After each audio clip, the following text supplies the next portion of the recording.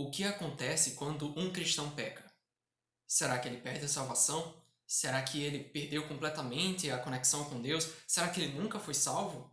1 João 2:1 Meus filhinhos, essas coisas vos escrevo para que não pequeis. O objetivo é que vocês não pequem.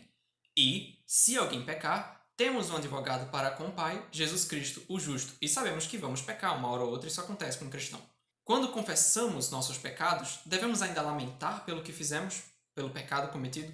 Certamente, devemos estar atentos para um genuíno arrependimento. Mas se você vai até a presença do Senhor e pede por perdão da sua condição pecadora ou de um pecado específico, então o que te falta para te alegrar na presença dele? Quando você creu em Cristo, aconteceu que você foi salvo ali. Hoje em dia, quando o cristão peca, ele perde sua comunhão, não sua salvação, tá? O que isso significa? Significa que quando estamos na presença do Senhor, obedecendo ao que ele pede, temos dele paz e segurança. Quando pecamos, o Espírito Santo se entristece e nós ficamos entristecidos. É por isso que muitos cristãos andam sem a alegria natural de um cristão. Um cristão é aquela frase que é utilizada na Bíblia e muitas pessoas utilizam, né? Graça e paz. Paz é a consequência de uma salvação. E se já somos salvos, por que não andamos alegres? Às vezes isso acontece por causa da nossa desobediência. Nunca um cristão pode perder a salvação, isso não existe. Não ousemos ignorar nossos pecados e tentar chegar na presença de Cristo como se nada tivesse acontecido. Pois ele não estará lá como nosso querido Senhor, mas ele vai estar lá como nosso advogado. E estaremos em uma situação solene, por mais que seja facilmente resolvida. Horas de pecado omitido são facilmente resolvidos com algumas poucas palavras em oração. Mas se confessamos os nossos pecados e não temos certeza pela fé de que estamos plenamente restaurados, então, consequentemente, duvidamos da capacidade do nosso fiel advogado de pleitear nossa causa, de lutar por nossa causa. Então, não sejamos assim, né? Devemos reconhecer a seriedade disso. Isso é desrespeitar o nosso Senhor. Pois assim como existem verdadeiros crentes que andam entristecidos pela falta da certeza da salvação, assim também existem verdadeiros crentes com a sua certeza da salvação que ainda por cima confessam os seus pecados, porém andam entristecidos pela falta de certeza, pela fé, da comunhão com o Senhor. Um cristão que não confessa os seus pecados é outro caso completamente diferente. Nos dois casos que eu mostrei, é a falta de confiança nas promessas de Deus que os fazem duvidar. Um é aquele que duvida da salvação eterna, duvida que Deus seja o seu perfeito e único Salvador.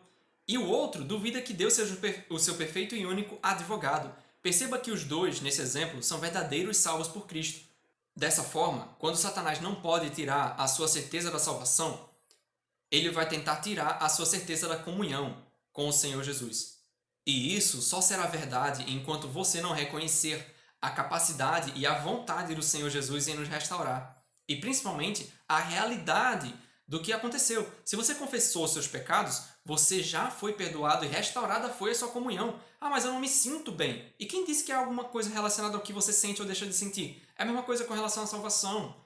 Será que eu falo isso aqui para pessoas já amadurecidas na fé, já entenderam que a sua salvação está garantida em Cristo? Por quê? Pela minha obediência, pelos meus sentimentos, pelo quanto eu me sinto bem? Não, somente pela fé, não é? E a fé depende do quanto eu sinto bem ou não, do quanto eu faço ou não faço? Não, a fé simplesmente é fé, não é? Eu creio no Senhor Jesus e essa fé não vem de mim, é um dom de Deus. Então eu estou salvo eternamente porque nunca dependeu de mim. Assim também a comunhão. Essa comunhão é um constrangimento que o Espírito Santo nos faz. Nós nos entristecemos por causa que o Espírito faz isso conosco e nos leva até a presença do Senhor humilhados para recebermos ali o perdão da nossa condição, não é a nossa posição, ok? A nossa posição é de salvos, a nossa condição é de ainda com a carne e tudo mais. E aí temos essa condição porque temos duas naturezas, a antiga e a nova natureza. E essa velha natureza, às vezes, permitimos com que ela tenha a preeminência e permitimos com que ela guie nossas vidas por um momento. Mas quando confessamos os nossos pecados, automaticamente tudo isso fica para trás, porque na verdade Deus nunca nos vê como pecadores depois que cremos em Cristo. Deus nos vê como santificados, como perfeitos. Temos uma nova natureza que é perfeita em Deus, certo? Mas nós não vemos isso claramente. Devemos crer, devemos crer. Assim também como eu sei, pela fé, de que eu estou salvo, independente do quanto pareça que não, assim também eu sei que eu tenho comunhão com Deus quando confesso os meus pecados, mesmo que não pareça, mesmo que pareça que eu sou muito teimoso nos meus pecados. Lembremo-nos de quão grandioso é o nosso Senhor, nosso Deus, em oração. Perseverando em oração, não temeremos mal nenhum, pois o nosso Senhor é por nós a todo momento. Que diremos, pois, a essas coisas? Se Deus é por nós, quem será contra nós? Eu mesmo? Você não pode fazer isso, Ele é por você. Quem intentará acusação contra os escolhidos de Deus? Você mesmo vai intentar acusação contra você, dizendo, não, porque eu sou muito mal. Você não pode fazer isso. E se teimar dizendo, não, é porque eu sou muito mal, não tem como não, Deus não pode me perdoar. Nem pode me perdoar na minha situação pecadora, condição quanto posição, Ele não pode. Então você está julgando a Deus. Ele pode. E se você crê, e se você confessou, você já foi perdoado, não importa o quanto você bata a cabeça. Existem cristãos que são salvos, que têm a comunhão do Senhor e não desfrutam disso, porque não creem, porque não querem crer, não exatamente para a salvação, mas para entender, para ter a convicção de fé de que isso aconteceu, entende? A pessoa recebeu a fé, crê no Senhor Jesus, mas não crê que isso foi eficaz. Não significa que a pessoa perdeu a salvação, nem significa que a pessoa perdeu a comunhão. Ela tem essas coisas e não reconhece isso. É Deus quem o justifica. Quem é que condena? Pois é Cristo quem morreu, ou antes, quem ressuscitou dentre os mortos, o qual está à direita de Deus e também intercede por nós. Ele não vai perder nenhum caso não, viu? Ele é o advogado fiel. Não importa o quão terrível seja o seu caso, confesse seus pecados e a sua condição vai se resolver na hora. E sua comunhão com o Senhor vai ser restaurada. E se você ainda não creu no Senhor Jesus, creia e sua posição vai se mudar completamente. Você vai deixar de ser pecador diante de Deus para ser santo, filho de Deus. E agora vem a parte mais bonita desse versículo todo.